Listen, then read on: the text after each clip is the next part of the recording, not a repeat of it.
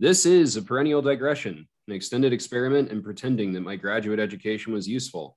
My name is David Armstrong, but more importantly, I'm joined once again by David Bentley Hart, devotee of a canine bodhisattva and Gnostic fabulist, author most recently of Roland and Moonlight, Kinagaya, Tradition and Apocalypse, an essay on the future of Christian belief, and You Are Gods.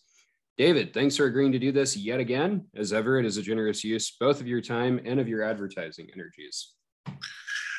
Yeah, well, the latter is what I care about, I mean, my time, I'm willing to parcel it out for sufficient emoluments. I measure these things in 7-minute quanta. If I get a return of more than 15 cents per 7 minutes, I feel it's worth the effort. Yeah, I think certainly that has to, statistically, I feel like that has to have happened over these conversations at this point. I like to think so. Yeah. To sell a few books, get 1 or 2 subscriptions to my Substack. That covers you. Yeah, I changed my Substack payment situation to just say hey, if you want to buy me a pizza every now and again, thanks for it. But yes, so the talk I pitched to you today is on. Does that include Hawaiian pizza though? Not normally, no. Yeah, good. I just wanted to make sure there. I mean, pineapple on a pizza. It's not that I'm against it in principle. I'm just not sure that you can ever see the kingdom of God on those. Anyway, my friends are big Hawaiian pizza people. I'm not, but I am a student of hospitality, so I try to practice. It's one of those things where someone eats it, they like it once, and then become addicted to it and forget all the things that first drew them to pizza. It's sad. It's like the moment they added avocado to sushi. Now it's almost impossible to get sushi in the Western Hemisphere unpolluted by avocado. Again, I have nothing against avocado in its place, but it needs to know its place, which is not in sushi. Which is not in sushi. I can agree with that. A murky and jarringly incongruous effect on what should be something fresh and sharp and precise. So, and you have to blame the Californians, as you do for so much of what's wrong with the universe. Yeah. No, I mean, for goodness sake, it's well, I won't go into what that land has produced. You know it well. But yeah. So today I pitched to you that we should talk about poetry. Poetry generally, but with the somewhat arbitrary and easily transgressed horror of poetry ranging from Homer and the Beatles all the way to the Beatles. So from antiquity to the present. But also by way of talking about poiesis in general. As much as I love the Beatles, I'm not so sure that their lyrics were necessarily what distinguished them. The gift for melody, undeniable, and every once in a while there are songs like "Girl" or Eleanor Rigby, with really very good lyrics, but there are other 20th century figures you could have chosen. We'll just say generally 20th century music, because I assume that you probably feel, as I most of the time do, that music died sometime in the late 80s. Before that, I would say early 80s, I would think. Yeah. Sure. Yeah. Yeah. So, I mean, music did. The truth is, through composed music, I don't know how, modern classical music, there are very few composers, right? At the moment, there's some, like James Macmillan, still interests me quite a lot. But the 20th century was a great period for music in general, both high and low and everything in between. But the 21st century seems to be shaping up as something fairly disappointing on that score, So there are a few popular artists today that I like, but I think on the whole, I don't find music as an industry exciting the way that I do when I think about it in generations that preceded my birth, you know? Well, the quality of relationship was simply, there was a period when it was a revival of the blues. There were people who could play jazz chord progressions or who were imaginative in creating a sound that actually required a certain sophistication. In my experience, that's no longer the case. There was a golden age in which rock and roll became rock or whatever it was. I don't know that suddenly started attracting musicians of a very high caliber. In part because the Beatles made it respectable, not because they were virtuosi, but because they created fascinating chord progressions. I mean, just put it that way. They set British folk melody to rock and roll beats and created sounds that people hadn't heard before. And all at once, it became clear that you could be creative, musically adventurous, and sophisticated, and still make a lot of money. Yeah. Yeah. And it's the time of year where that's almost exclusively the music I'm listening to right now. Anyway, one of the nice things about getting hyper fixated on things. You stick to popular music, do you? Over summertime, I listen to exclusively classic rock. It's just it's a habit. It's That's okay. I'm sorry. I'm the judge. I need a larger variety myself to get through the days. But yeah, I understand.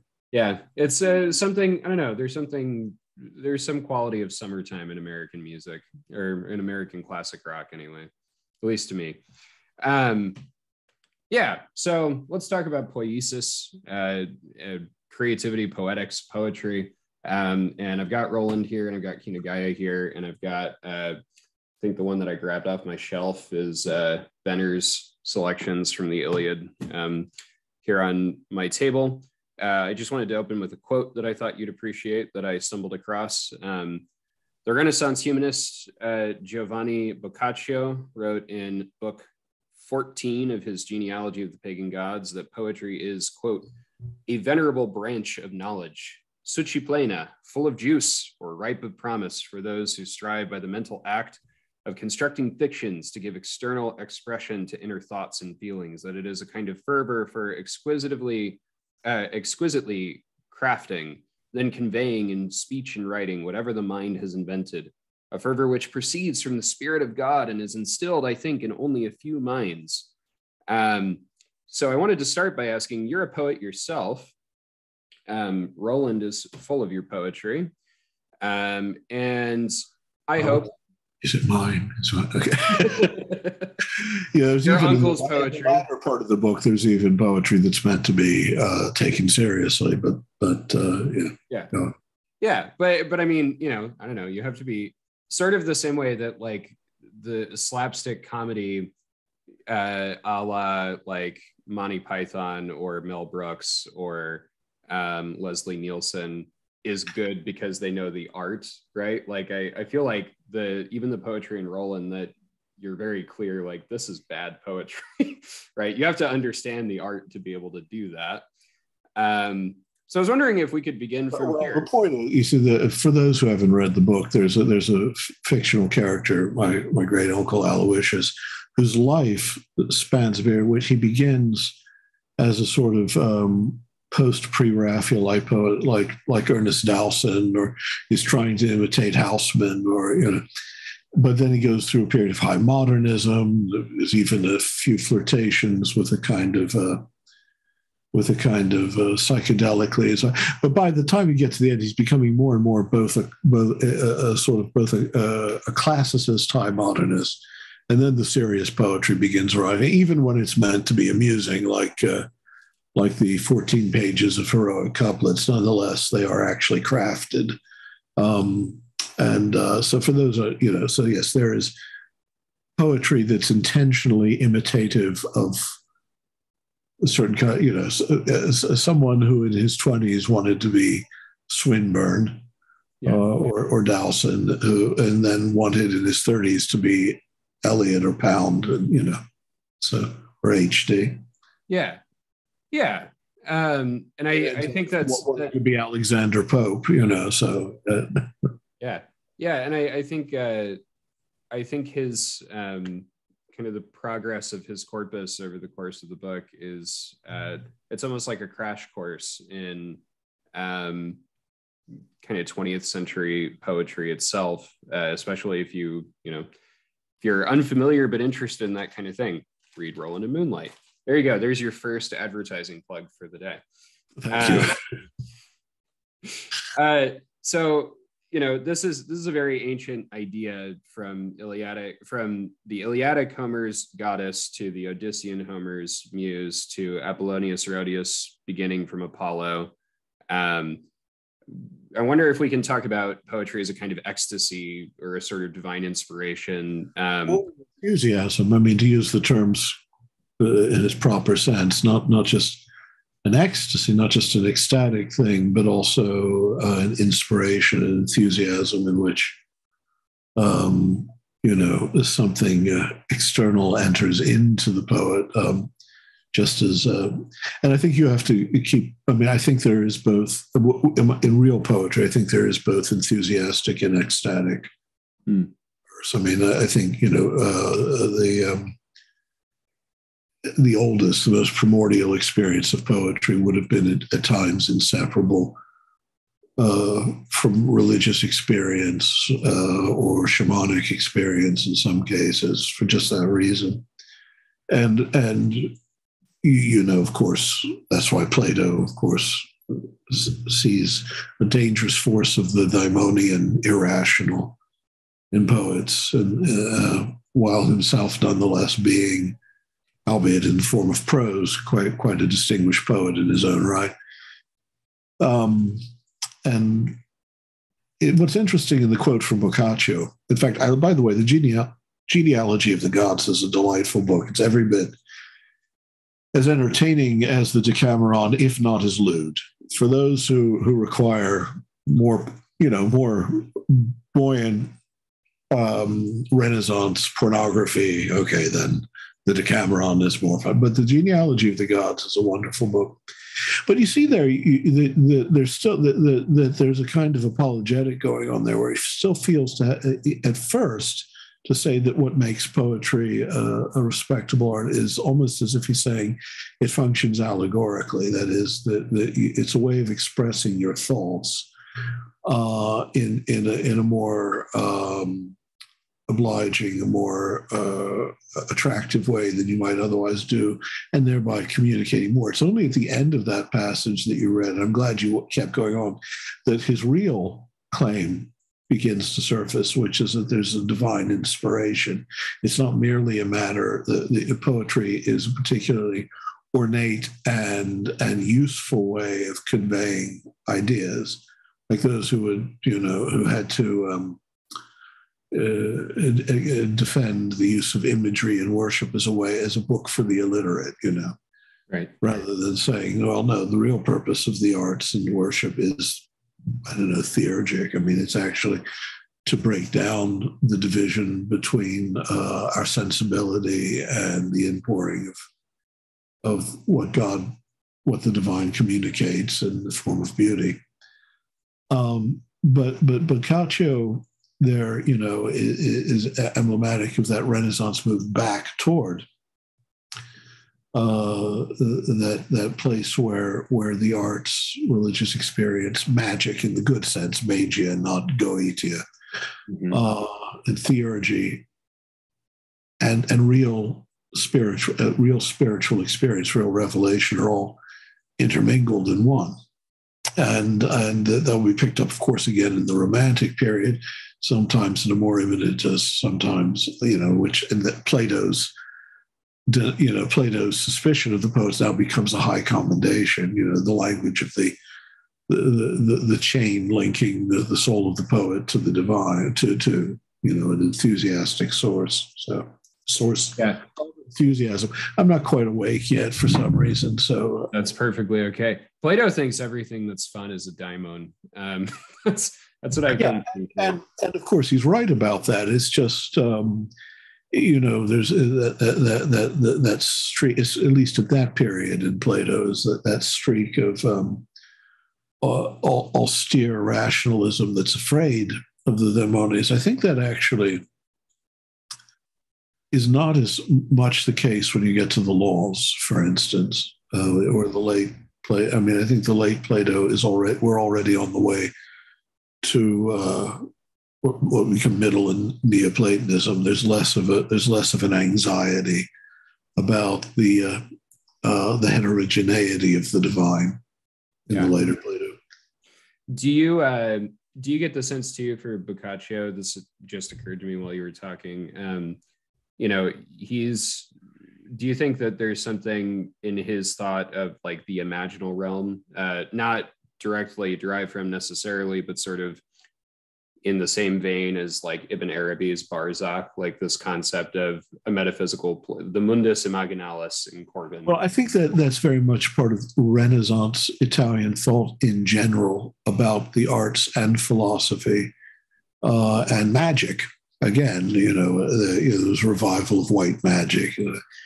And I think Boccaccio, it was an extremely educated man, obviously, would definitely have been aware of and influenced by this sort of Florentine enthusiasm for the idea of if not, I mean, it would be quite like Ibn Arabi, but nonetheless an understanding that there's a realm of the imagination that coincides with the realm of forms, and that for that reason, for instance, a neuromancy, the reading of dreams makes sense because there's a primordial communion already between the highest levels of intellectus or nous, the highest levels of the soul, and the eternal realm there above.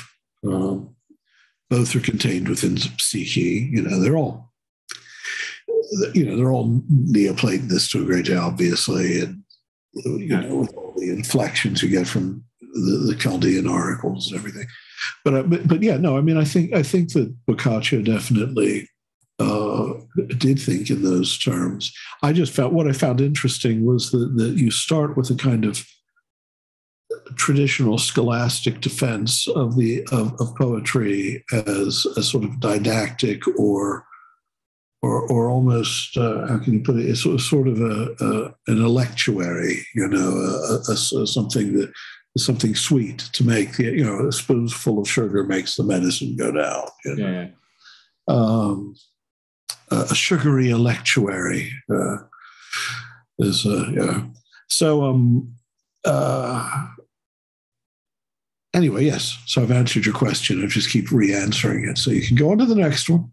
Yeah. You're on the clock here, son. Of course. Yeah. So when did you first read Homer?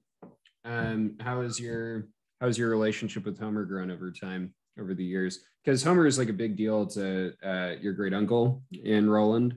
And I mean, of course, like with your classical background, one has to assume. I read, I'll tell you this. I'm trying to remember. I read Homer all the way through, both books and actually also the Homeric hymns in translation. Whereas I didn't read it through in Greek to begin with. I wouldn't have. But at the age of 11, I didn't have mastery of Homeric Greek. I just I had so I read. I would say probably 10 or 11. But I'll tell you that I'll confess that before that, as a young child, I had read the classic comics versions of the Iliad and the Odyssey, and I was transfixed even then. But I probably didn't read the epics all in Greek all the way through till I was, I think, 19.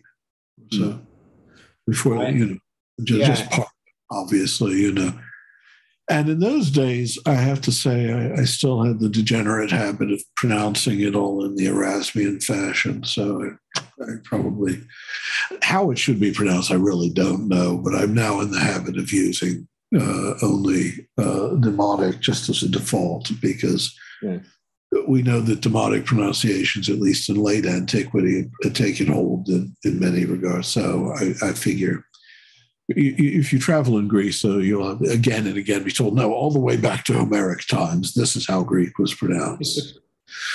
It seems implausible, if only because as late as the 11th and 12th century, the ipsilon was being used to represent a U sound in Slavic, like it was with the Cyrillic alphabet. Yeah. But whatever, that's all rather recherche. But so for me, it was only thereafter it became Minina Ido, and I have to admit, it flows more musically, more fluidly in a living tongue that actually has a music to it. I tell you, when I converted spiritually from Erasmian to demotic, please, it wasn't just to becoming Orthodox. It was I think 19, and I was in Greece. I was at Cambridge doing an MPhil. And, 20, I was 20. I was in Greece, and there was an old bishop there who was sort of considered a holy man in Thessaloniki. We won't talk about it. Who was overwhelmed by the sight of my pale skin and blue eyes, which to many a Greek can give the impression of a kind of purity or innocence in a young face. I had a young face, and I was exquisitely beautiful. Angelically, so you wouldn't know it now, but I mean, I was gorgeous, and my eyes were, sapphire. But anyway, he took his eyes, and at one point he said, he said he had a weakness for me, and it was Adina Mia. And it occurred to me that Adina Mia, since we're speaking about poetry, in Erasmian would be Aduna Mia.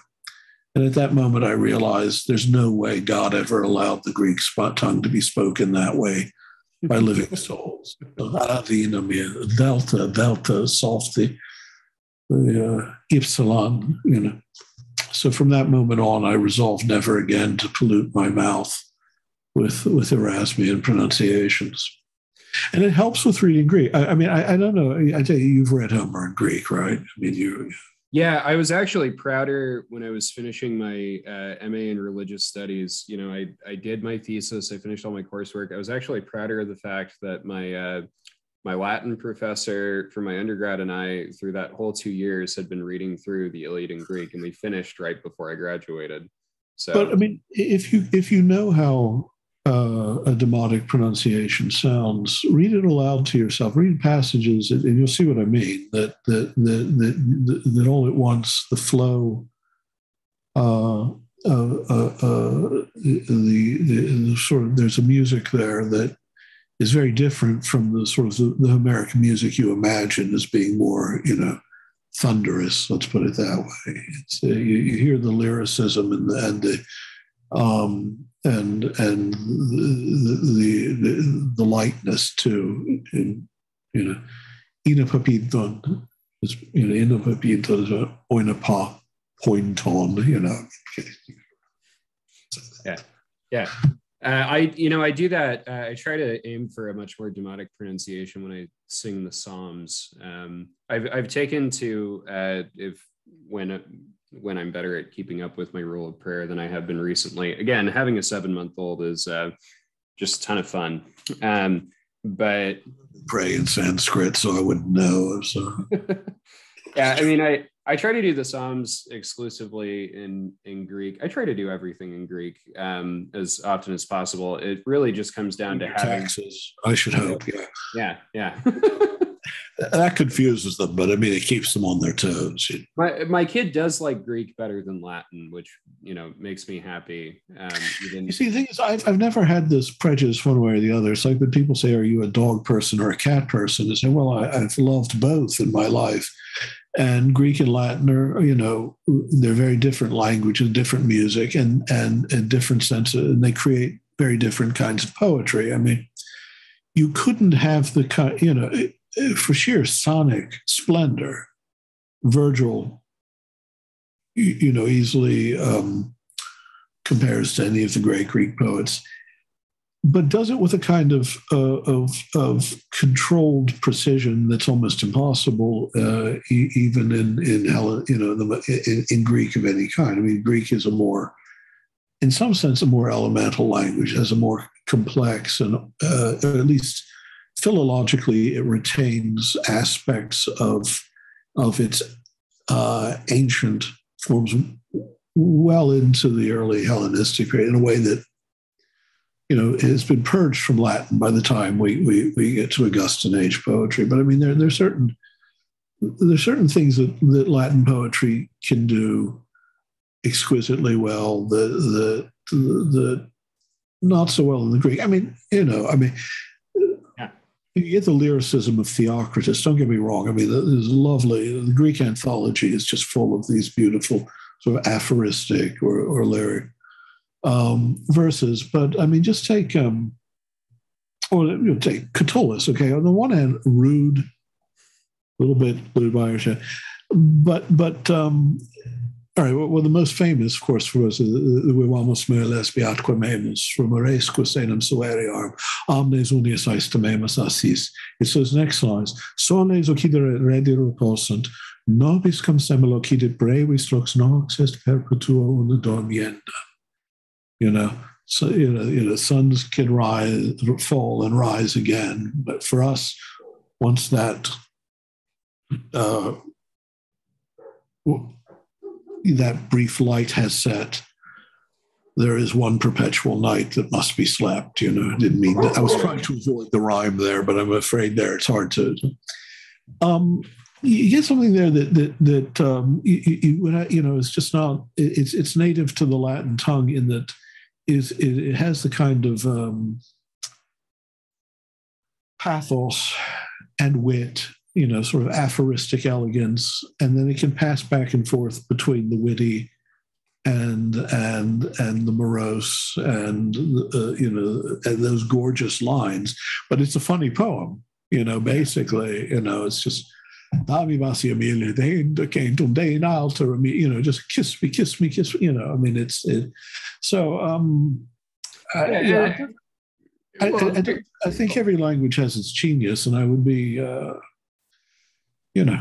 I've gotten as much pleasure from Latin verse as Greek in my life. So. Yeah, and I don't, I'm not trashing Latin. My new job is actually teaching Latin. But I was going to say, when you mentioned Theocritus, I mean, I actually like the eclogues much better than the edils. Eclogue 1 is possibly it's up there with my favorite Latin poetry. I also like Ovid's take on Orpheus and Eurydice. Well, again, I mean, I'm a great Ovid fanatic, which might be one of the reasons why I won't give one tradition primacy over the other. I mean, I think they're just moments of exquisite delicacy and brilliance in Ovid. Again, with that, Augustan age taste for the lubricious, the salacious, but at the same time very beautiful. And he had a genius for capturing. I mean, he does it in two places, both in the Metamorpho. What is it in two places? Yeah, twice. When he talks about the rape of Eurydice, it's very touching because he emphasized she's very, very young. And when she's raped, she's been gathering flowers, and she loses the flowers. And she grieves as much for the loss. So the imagery is defloration. Mm-hmm. But the thing is, it captures her innocence. She grieves. She doesn't know what's really happened. She grieves as much for the flowers losing the flowers she plucked as being, as losing her maidenhead to this to Hades. And I remember reading that at the age of 16 and just being impressed by first of all, the delicacy of the image, but also how brilliantly it captured the innocence of a young girl, despoiled in a way that it kind of grabs you. You feel this deep pity at the same time that you're admiring the poetic deftness of the one image implying the other. Yeah. So Ovid was a genius, isn't it? Yeah. The passage in Orpheus, or the passage in Ovid about Orpheus, I think what I like better about Ovid's take in book 10 of Metamorphoses than Virgil's take in book 4 of the Georgics is that, and I think Charles Segal was the one who argued this, that like Virgil's Orpheus is guilty of like transgressing the natural order, right? Like the point of that story is that no, like death, rebirth, the cycle of nature, you can't, Orpheus has done bad. But in Ovid, it's clear that, Ovid thinks death is nonsense. He's like, no, yeah, like Orpheus's main problem was just that he couldn't follow through on it, right? Oh, yeah. And Ovid takes Orpheus much more as sort of the divine exemplar of the true poet, the one who will penetrate to the, and of course, then his dissevered head begins to, becomes a source of oracular wisdom, because this is continuous with after the Maenads do him in. Yeah. There's such a pain. Yeah. I've had so much trouble with those girls, I'm telling you. Sorry. Yeah. I know, gods of ecstasy and madness have this effect on people. Elvis did it to a lot of girls too. So did the Beatles, Frank Sinatra, all those Dionysian figures. But it's there as early as Orpheus. There's something to poetry about that, right? Well, and his severed speaking head winds up on the Isle of Lesbos, right? Which is where, of course, we get Sappho and Alcyone, I think, is also a lesbian poet. I don't think Archilochus is, right? I don't think so. No, I don't think so. That doesn't sound right. No, I don't think Archilochus is, but you get this tradition coming out of there, and I think it's people maybe don't understand who haven't read the classics that on the one hand, yes, you're reading a foreign world from the past, right? But on the other hand, there's something immediately kind of connective and intimate about reading these authors, especially if you can read them in their original languages, like Sappho's 31st fragment, where she talks about how, she's seeing the girl and it's either a girl that she's in love with, or it's a girl that she's sort of been the governess to, who she's trying to marry off to someone, or both, right? It's impossible to tell what it is. Yeah, I mean, but like, even, whatever the case may be, when she talks about how like fire runs under her skin, right? And her skin is turning green with envy. And it's like, yes, I get that. I understand, I've had that feeling before. This is what, like in Sanskrit, we might call kama, right? Like pleasure in reading. So I would ask then, for you, talking specifically about ancient poetry, where have you found the most kama? Where have you found the most sort of both pleasure and sense of like in ancient poetry? We're sticking with the classics for now. Just for right now. Yeah, we will eventually move forward. The Iliad, when we're talking on a big scale, the Iliad.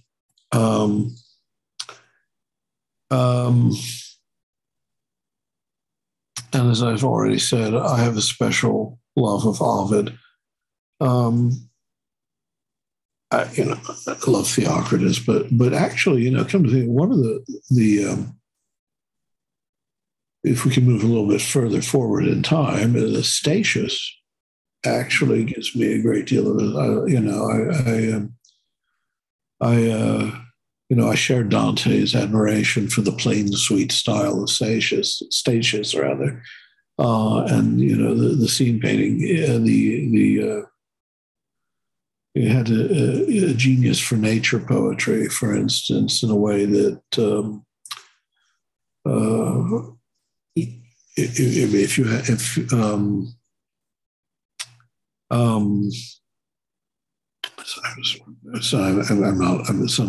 losing. I'm losing it for some reason. I can't call the name to my very obvious name. But anyway, yeah. But I don't know. It's if we're talking about Greek and Latin specifically, that would be.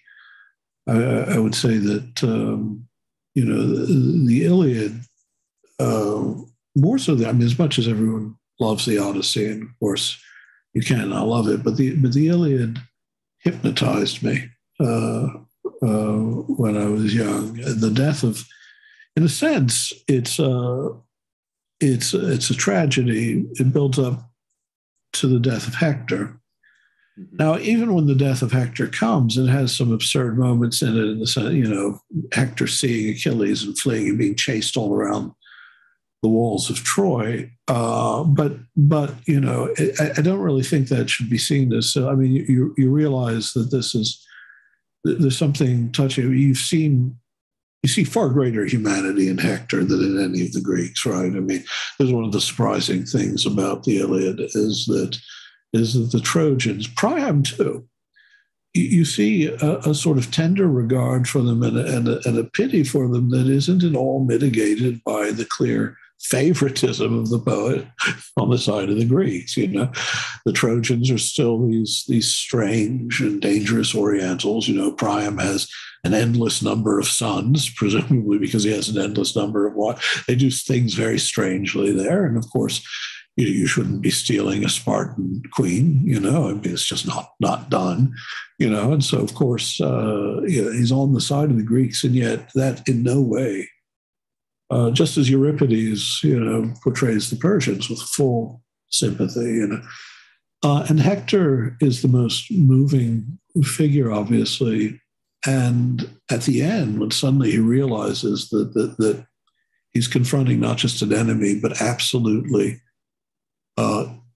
inexorable death, that there's no way that he can defeat this monster of a man.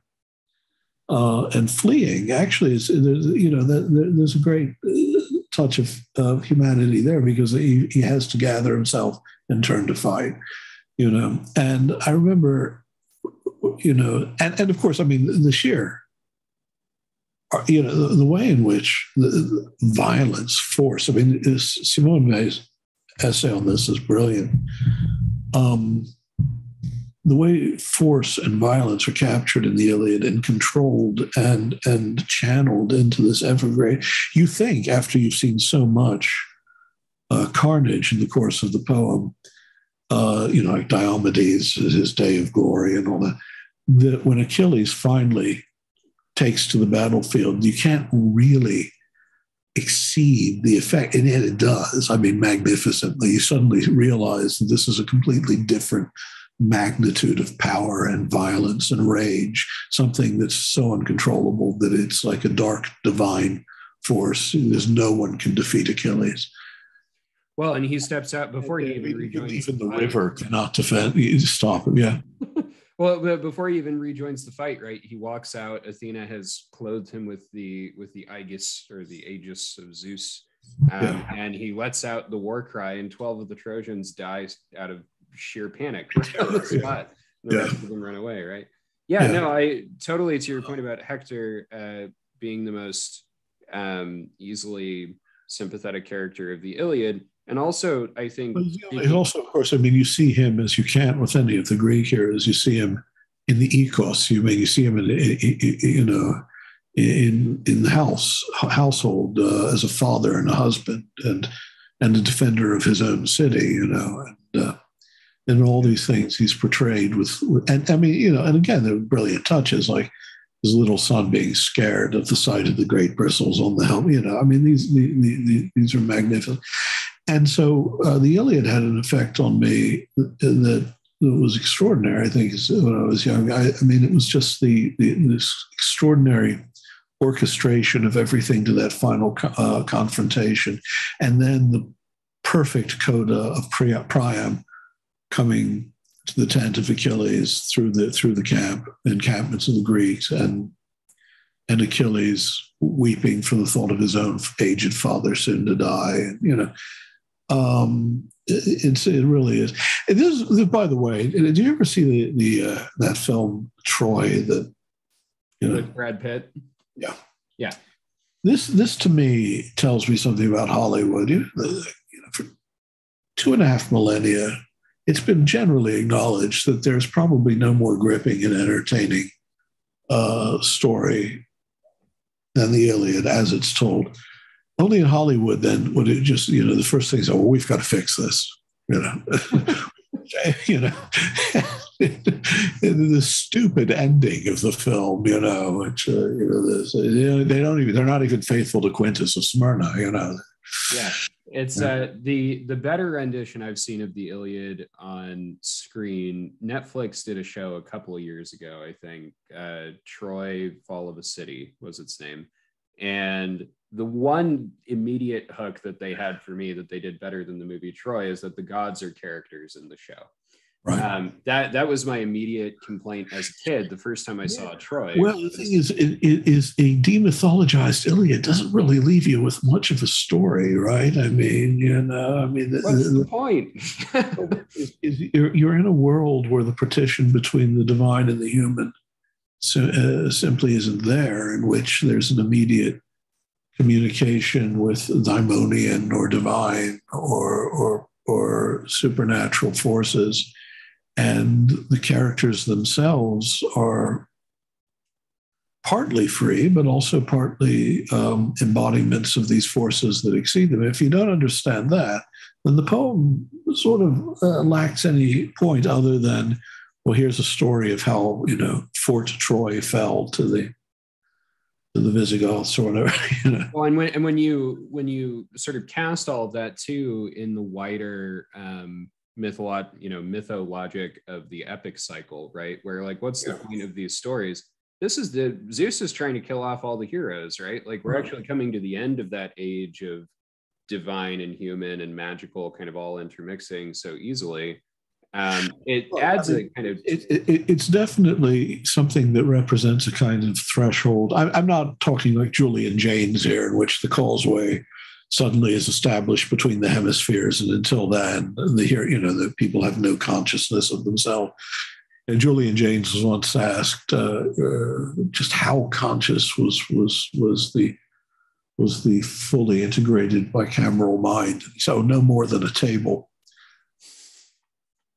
By the way, this is where a little bit I'm not into disenchantment in general, but this is one point that a Marxist might make. Is that and Julian Jaynes says, well, you see, go back to the Gilgamesh epic or earlier, and there's not a lot of psychological matter that's suggesting self-consciousness. You want to point out to him that, of course, movable type didn't exist. There was no such thing as paper, especially when you're about Gilgamesh, where you're talking about an epic written in cuneiform on clay tablets. Material conditions actually determined cultural production. So, no, it's true. The 19th century novel was not invented 2,000 years before Christ, and there's a reason for that. You actually, there was no material means for doing so. Anyway, that's a different matter.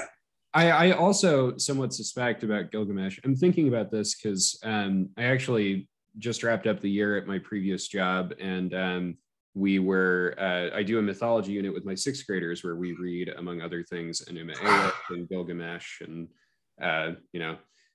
probably things that other sixth graders aren't reading, but we had fun with it. And one of the things we talked about. You're a hero of the human spirit. I went to a ridiculously good public school, ridiculously ambitious and experimental during a golden period. So, yeah, we got all of that in elementary school. But right now, you're lucky if you get out of high school having even heard of Homer. Well, you'll like this. You'll like this then. So we read Gilgamesh, and we talked a little bit because there's all this stuff in Gilgamesh about a New Year festival that they keep coming back to in certain of the tablets. So I made the suggestion to the students. I was like, look, I don't know for sure, but this kind of makes me think that this is the sort of story that they're reciting every year at a feast. And maybe there's some kind of theater that's going on while this is being recounted. So you're not, most people can't read. You're not just listening to someone drone. You're also watching something happen. It's a rhapsode and a drama, or, Yeah. Well, this is the thing also when you talk about how these were delivered, how you withdraw them again, material conditions, cultural conditions, we approach ancient verse as verse on the page. And we read it the way we would read Wallace Stevens. We don't even... Now, I'll say this is a good thing. This, from an early age, I started like memorizing vast amounts of verse and committing it to memory, right? Just because as a kid, I thought that was a cool thing to do. But the good thing about that is you begin to separate the experience of poetry as something spoken and heard from something read, and it's a very different thing. In the ancient world, obviously, most reading was listening, and most listening outside of certain contexts, when it was a corporate or a public thing, was attached to spectacle, to theama, to looking at. I mean, even to this day, if you're in, say, Burma or Thailand, and there's a public, in certain parts, say the Ramakian or stories from the Ramayana in their Indo-Chinese versions, they'll be illustrated with shadow puppets or things. I mean, so that there's more than just the words. There are actually actions, gestures, images that are also communicating the story, and including, in the case of actors, expression, sometimes masks, sometimes stylized forms of expression. So I would have them, to that point, I would have them, like, whenever Humbaba would be part of the text, and I would read the name Humbaba, I would have them all go like, Humbaba, right? Like try to get some sense of like, it's a horrible name that it's easy to do, though. I mean, that name just cries out to be cried out, you know? Yeah. And they're used to it from, Purim spiels and things like that. But the end of the assignment was, so we read Gilgamesh, and I had constructed this mythology unit to talk about like origins and cosmology and gods and heroes, humans and ends. So Gilgamesh we read with humans, and then we compared and contrasted it with an episode of Star Trek. So I had them watch Star Trek, the original series, the one where they find Apollo, and they had to fill out like a whole worksheet and talk to me about like, so these are very different images of what humanity is and is going to become. And, because I'm of a certain age, I not only know the episode, I could probably quote scenes from it. It's just that. And do you know that the network made them cut out the original ending of the story? Because in the original story, the female lead in that story is actually pregnant at the end with Apollo's baby, and the network made them cut that out. So that's like a way better ending. Was how do you raise an infant god is the last line in the original script. But James Blish restored it in the version that he wrote when he did the story versions of it. So that's a memory from the deep past. Yeah.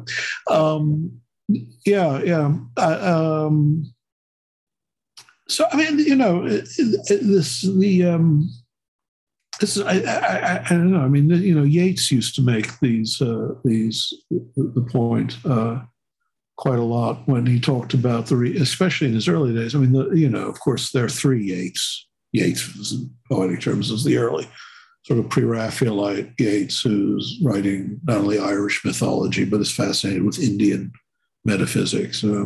There's the mid-period where he's kind of working it out, where between lyrical descriptions and a more nationalist, culminating in some very powerful verse like Easter 1916. And then there's the high modernist Yeats of the late books, who just a poet from a different universe. I mean, it's just completely. He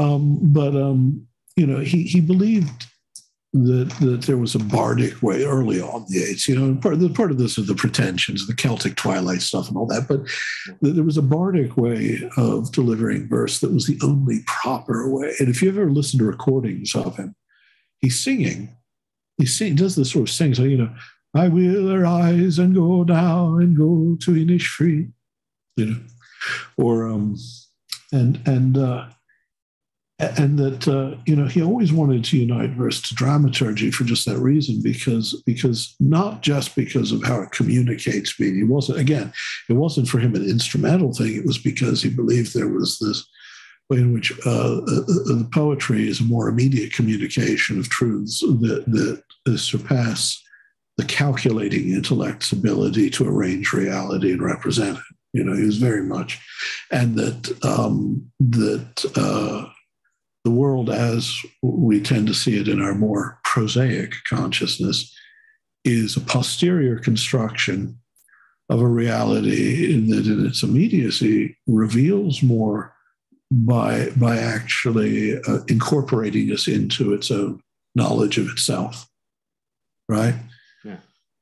There's sort of also kind of, though he wouldn't have known it, there's kind of, it wouldn't have occurred. So it's like Whitehead in Process and Reality, whatever you think of, where he says, the way we conceive of time and space is, matter is a perpetual present. It's just its entirety is in itself. Time doesn't, and consciousness is entirely temporal. It can't be, has to be, but in fact that beneath, and so we create a spatialized reality that we think is the original reality, from which then come, to which are superadded then the secondary qualities, and then the tertiary qualities of emotional response, where he said this is actually backwards.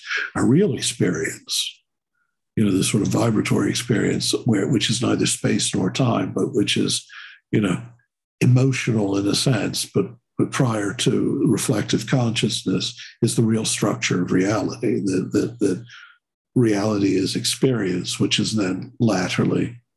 All right, that's a different matter. Well, but there's an insight there in that whether you take Whitehead's approach to it or not, is that much of what we think we experience directly, and I'm not talking about representationalism. I mean, what we think of as direct experience, we already realize is a reaction to an experience that's more primordial in us, not just, I don't mean just more primordial in some transcendent sense.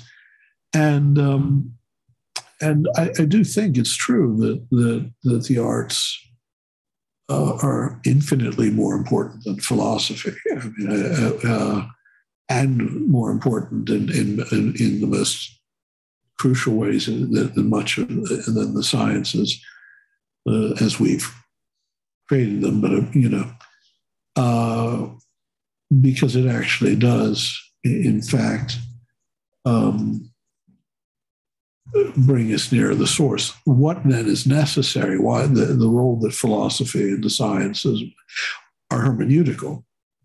And when they forget that they're hermeneutical and become absolute discourses, that's when they're dangerous. But when they remember that they're interpretive discourses about an experience that can't be reduced to pure calculation or pure speculation, but that requires both, and that the actual experience itself is more original and can be pointed to, I think, reconstructed phenomenologically, then you find yourself in the realm of the arts again, of myth and poetry, of handicraft, images, and you realize that you already understood, that in that realm things can be understood, in a very different way, but in a way that actually, on the one hand, it can be communicated to more persons, and on the other hand, it can be a more rarefied experience than most of us ever achieve in ordinary life. That it brings us closer to a knowledge that's available by no other means, and that is a truer glimpse of reality than what we think of as our rational discourses. Yeah, it sounds very similar, and I want to point towards this poetic tradition for a minute, because I know it's special to you the way it's special to me as well. But it sounds sort of similar to something kind of Upanishad says. I think it's kind of, might be Isha, where I think the line goes something like, I'm going to butcher the line. The essence of the line is that the way of knowledge is basically inferior to the way of devotion. There's something said about how those who try to follow the way of knowledge end up accruing something negative for themselves. It's in the midst of a larger context about wonder. I really should have had it with me. It's got to be the Cana, right? Because the Isha doesn't have room for that whole sentence in it. I mean, yeah, I think it's the Cana. I believe it's the Cana. No, I mean, and of course, this isn't to demote. It's simply a matter of priority, knowing that I mean, and you know, many great scientists of our age, of the last century, said as much. You know, Max Planck was very clear about this, is that what the sciences are doing is constructing an interpretive discourse that can only be understood in its original, as having an origin in a kind of infinite act of mind where the knowing and the known are one. And, you know, he was perfectly willing to think in terms of there are religious experiences that bring you to that place of coincidence. But what the sciences are doing, what philosophy are doing, is a necessary speculative recuperation, the knowledge. But the moment, again, knowing what is absolute and what isn't, you know, is all the essence of wisdom. You know, you can end up like this tedious, like you know, Richard Dawkins, who thinks that, you know, you have this already discredited genetocentric theory that somehow that explains everything. He literally says the mystery of existence was solved by Charles Darwin. I can't imagine Darwin thinking that he'd solved the mystery of existence, but he came from an earlier age when they used words more precisely. You know, at the moment you do that, you make a joke of the sciences, because then you know, you're turning them into you're turning them into a kind of puppet play. You know, something you're trivializing what science actually does. But anyway, yeah, no, so I know why I'm drifting off in this direction. It was just that I always thought that Yeats was on to something. I don't know if I would recommend attempting his bardic intonations. They sound a bit twee, but you know, the sense that you should. I would say if you love poetry, memorize poetry. It's something you have to do early in life, I'm afraid. If you don't cultivate the habit early in life, then later in life you just can't do it. But you know, you know, memorize the verse, speak it aloud. You know, try to incorporate it into yourself and yourself into it, and you find that this is more than a diversion. You know. Yeah, well, and as you were speaking, of course, I was drove my son mad just a few weeks ago. We were in Ireland, right? Yeah. And everywhere we went, I was quoting like every bit of Yeats I could remember. Wandering through a forest, you know, and suddenly the song of Wandering Angus, you know. And I thought he was going to strangle me by the end. But you just have to do it. You're walking in a forest in the Ring of Kerry. Yeah. What are the first words that occur to you? I went into a hazel wood because a fire was in my head, and cut and stripped a hazel wand and hooked a berry to a thread. And when white moths were on the wing and north-like stars were flickering out, I dropped the berry in a stream and caught a little silver trout. When I had laid it on the floor and gone to blow the fire aflame, something rustled by the door and someone called me by my name. It had become a glimmering girl with apple blossom in her hair, who called me by my name and fled and faded through the brightening air. Though I am old with wandering through hollow lands and hilly lands, I'll seek her out where she is gone and kiss her lips and take her hands and walk among long dappled grass and pluck till time and times are done the silver apples of the moon, the golden apples of the sun. Say. It's much better than just reading it on the page. Yeah, how can you not recite that if you're actually walking in an Irish wood, right? Well, I mean, he by the end, I think he'd gotten used to he was reading a lot of Yeats there himself. We actually had I think the last night in the cottage we had this lovely cottage by the Ballion Bay, Skellig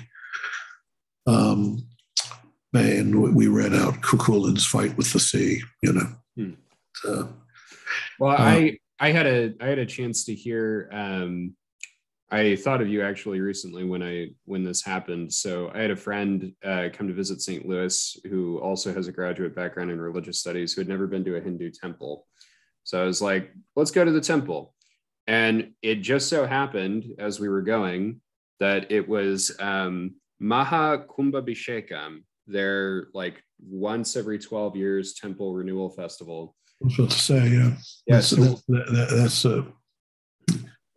That's not a yearly thing at all. It was a profound felicity because I had no idea it was happening, but it was like a 5-day festival. And when we went there were priests outside performing Vedic yajnas, and I'm sure that I mispronounced that just now. My Sanskrit's terrible, but performing Vedic fire sacrifices and actually like chanting the Vedas into microphones. And I was just standing there, and I was like I've read Rig Veda. I know, I know what's in these texts.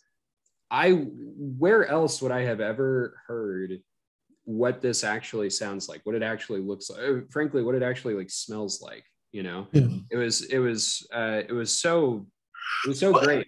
But it is a problem. I mean, we do this is just a reality of the modern world, is that it's not just everything, all the arts come to us as private experiences. Let's admit it, I'm a dilettante because that's what my age allows me to be. If I am so strange as to enjoy reading poetry for pleasure. There are no, I mean, okay, all right, there are liturgies and things like that which repeat and that, that have a certain poetic canon of their, if when you were Orthodox, the Akathystos Hymnos is quite gorgeous stuff, and you live in it. But on the whole, the culture as a whole has reduced the experience. I mean, we're a banasic, we're a mechanized, we're a mercantile culture, we're a culture of individualism. There's no such thing as a public festivity of the arts that actually enact. It is public readings. Okay. Again, a few dilettantes go to the library to hear an aging beat poet, rasping out second-rate verse from, All right, but, when I've had these debates, for instance, I had these theological debates about the nature of tragedy or how to read tragedy with Rowan Williams and others. Most of our debates tend to be confined to the text on the page. Now, my claim is that this is a problem. Maybe Rowan would agree. Because we seem to be unable to communicate with one another on this issue. But, he's from this D.M. McKinnon tradition. You read the tragedy and you read the gospel in the light of tragedy and all that. Which is problematic for me. But it is rare. I noticed that for either of us, it's rare to put that we're talking about, because we're talking about Attic tragedy, not just tragedy in general. That's that too. But it was specifically is that Attic tragedy is not, it wasn't something that the dilettantes or the wealthy people who made contributions to endowments for the arts or anything went occasionally, or going to the Met to see an opera. It was a public festival. Specifically, the Dionysia has specific religious meaning. It has specific apotropaic religious meaning on the one hand. It was an attempt to control and fend off the more violent aspects of the Dionysian in religious and artistic experience by creating a kind of a compromise, a kind of accommodation within the festal cycle and within artistic form. I think Nietzsche was right about this. I mean, the young Nietzsche went a bit overboard with some of the sort of proto-Hegelianizing, but anyway, or I should say diluted Hegelianism. But the meaning of the tragedies had much to do with the whole several-day feast and how they were performed together, always as a trilogy, followed by then a satyr play, which again is a kind of civic accommodation. You're kind of mediating the tragedy back into everyday life by giving it a comic twist at the end that makes it possible to bear, Yeah. All that's it. That's not how we experience the arts. It is very much now for us. It is, it's an individual experience or a shared individual experience, if you know what I mean. We're all going there as spectators, but we're not living within that festal or that daimonian experience. And I don't know if we can ever really fully understand what it is we've lost in that regard.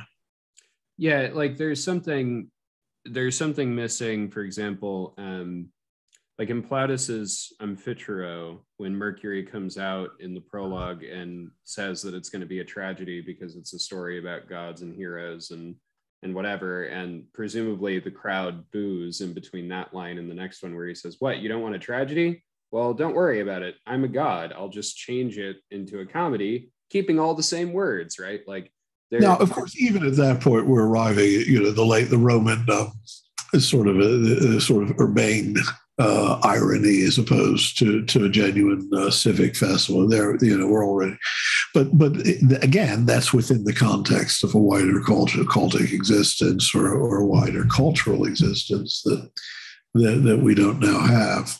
And I mean, it's not like something we can recover. You can't, I mean, certain facts, again, material conditions do determine cultural production, whether we like it or not. Yeah. And, as well as I do, attempts to just sort of, I mean, there's no just like simply going back to the past. And on the other hand, remember also that the individual delectation is itself maybe a new experience that was missing, in much of the ancient world. We shouldn't necessarily. I mean, it's not something to be despised because it's different, but it is different.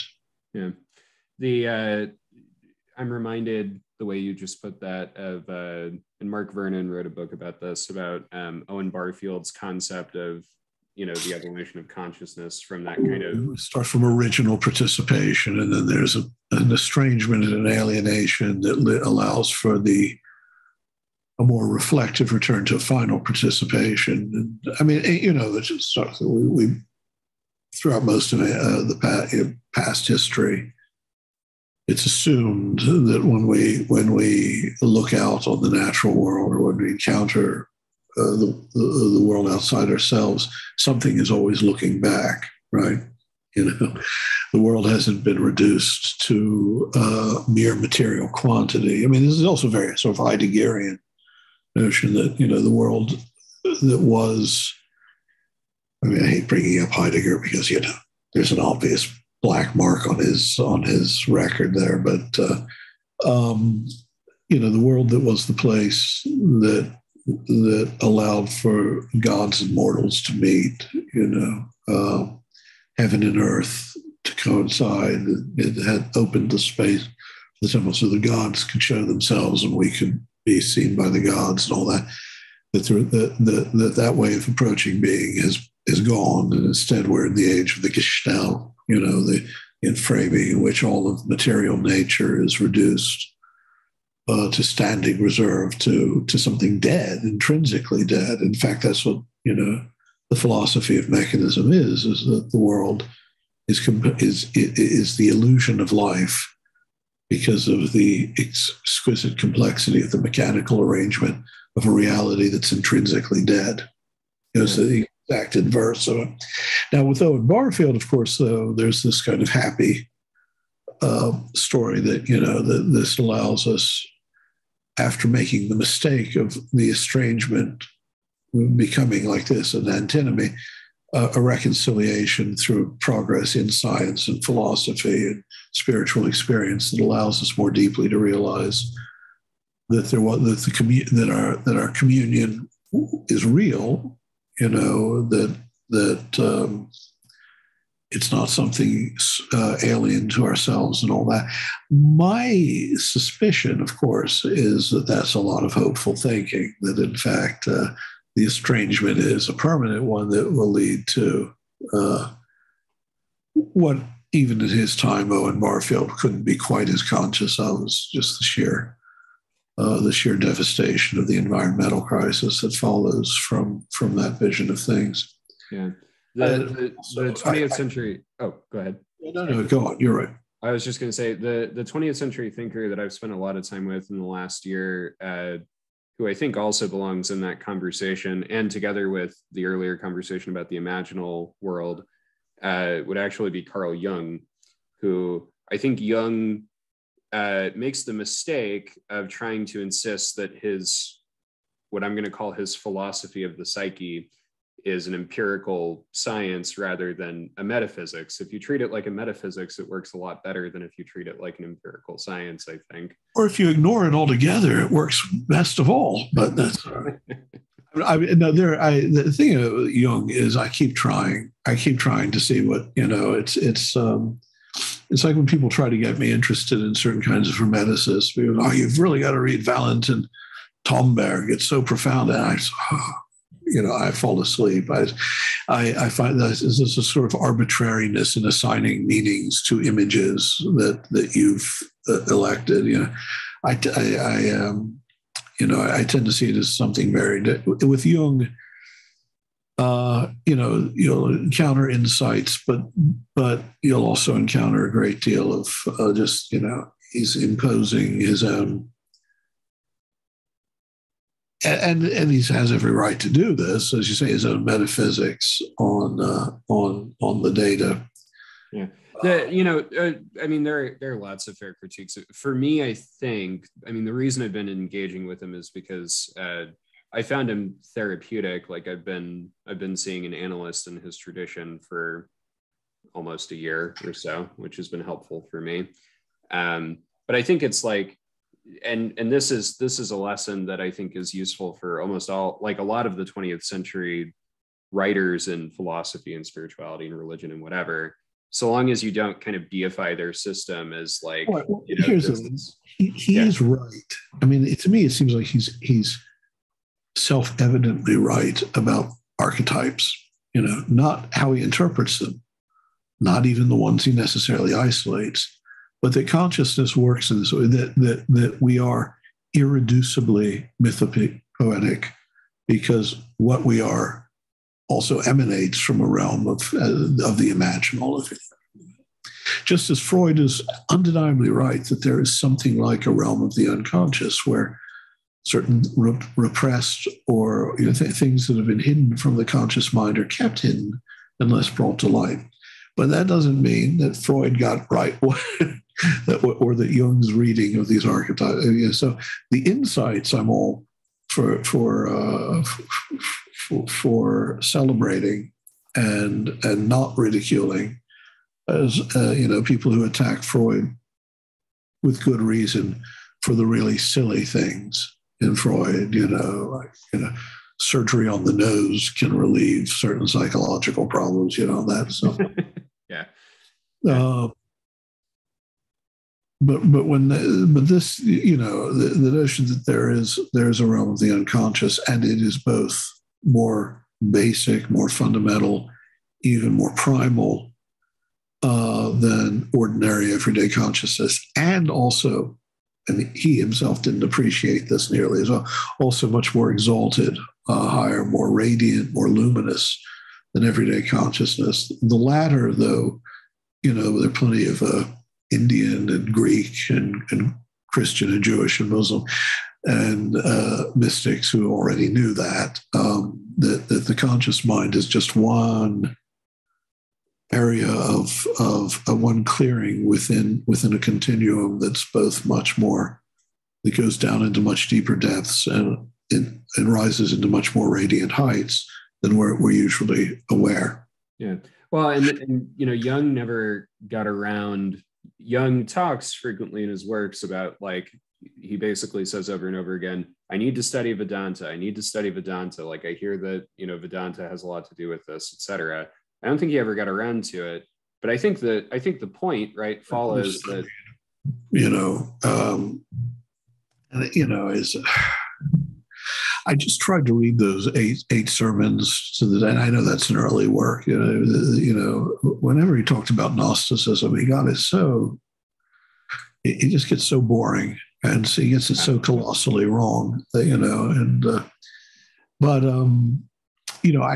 wrote an essay on his Red Book when it came out. I don't know if you ever saw it, but I don't think so. I'll have to find that. It was, let's just say it was a mixed verdict on my part. So anyway, yes, it's almost time that we were parting. So throw in something about my books so that I can justify the time spent here. Let's see. Go ahead. No, go on. Oh, I was going to say, sorry to get off on those tangents, but so in Roland, go off on those tangents, let's say. In Roland, great uncle Aloysius, right? Aloysius, okay. Great uncle Aloysius. One of the reasons that he turns to poetry, as well as one of the reasons he turns to neo-paganism, is this sense that's developed throughout the book that the vibrantly alive world of paganism, and especially of classical poetry, is metaphysically and morally superior to the dead world of, like, Christian modernism, or post-Christian, or post-Christian, post-Christian modernism. Yeah, however you want to phrase it. Right. And for a lot of people today, poetry is kind of a more sacramental experience than the empty ritualism of many Christian communities or confessions or crudities. I was wondering if to talk about Roland, like, and to kind of, if I want to be respectful of your time, but just how do we use poetry? How do we use poetics to, if re-enchant is the wrong word, then how do we use poetry to sort of, like, retrain our minds away from that modernism and into a more sort of spiritual vision of the universe? I'm rewording a question that I wrote that doesn't make sense the way that I wrote it now. So sorry if that's a little rambling. No. I think you're actually, it more or less answers itself. I don't know what else to say except to sort of cultivate, to recognize that the realm of the arts is not a realm of entertainment and diversion alone. And it's certainly not. And it certainly shouldn't be optional. Our schooling, for instance, it amazes me now. The difference, even in my lifetime, when I was a kid, again, as I say, I was incredibly fortunate in going to a remarkably ambitious schooling system that did not hold up because it left too many people behind. So ultimately, after my time, they had to abandon a lot of those ambitions, but I got on famously there. I was very happy. But schooling now, to the degree that we school at all, but even in the university level, the degree to which now the emphasis is on productivity, business, coding, skills. Now, people need jobs. I understand that. But childhood comes once, then everything's downhill, And if you don't take that time, there's certain things you can do as a child, like learn languages. Well, that's the best time. So frankly, we should be flooding small children with languages. You get a little child from nursery school onward, who's exposed, not only to her own or his own language, but another or several. Naturally fluent, no problem. The same is true with this, the imagination. It's either the imagination as being more than just an escape, but actually being a vital faculty for being able to grasp the fullness and depth of reality, rather before you try to break it up into small areas of concentration that, on the one hand, dissemble or belie the whole, but on the other, allow you to manipulate. And now you need that reflective and calculative intellect trained too. Mm-hmm. But if that's all that's ever trained, or worse than that, if just a purely practical intellect, that measures everything in terms of profit or production, productiveness, or then you've essentially suffocated the spirit at an early age. It's very hard to revive it again. It's very hard to train a mind that's been closed off from that reality to see it. I think that's why, there was such, the last great breath of a sort of romantic rebellion against the machine in living memory, of course, it came in the 60s.